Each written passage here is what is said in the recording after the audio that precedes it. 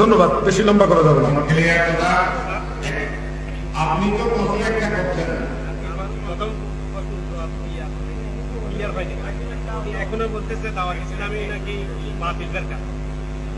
কোন সংগঠনের ব্যাপারে আমরা কোনো কথা বলবো না। যে কিছু প্রশ্ন আছে আমাদের মধ্যে সুন্নিয়তের, শুনেন কথা কি বলতেছি, এটা আগে শুনেন।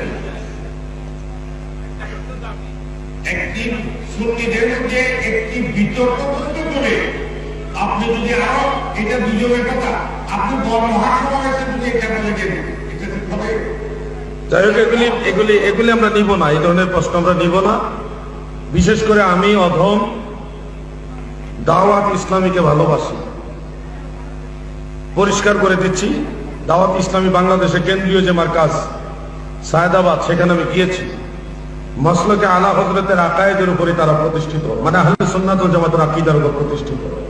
অতএব কেউ যদি সুন্নি দাবি করে, হ্যাঁ কোন আমলে ইখতিলাফ থাকতে পারে আপনার সাথে ওনাদের, কিন্তু আকীদার ক্ষেত্রে তারা আমাদের ইমানি ভাই, ঝগড়া করতে আমরা রাজি না।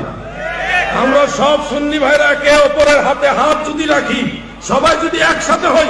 আলাউদ্দিন জিহাদি জেলে গেছে, আপনাদের কোনো আত্মীয় না, আমি আপনাদের কোনো রক্তের সম্পর্কের আত্মীয় না, কিন্তু একজন সুন্নি ভাই হিসেবে ওয়াহাবিদের ষড়যন্ত্রের শিকার হয়ে জেলে গেছি। আপনারাও মাঠে নামছেন, দাওয়াত ইসলামও নামছে, সব কোনো দলাদলি নাই।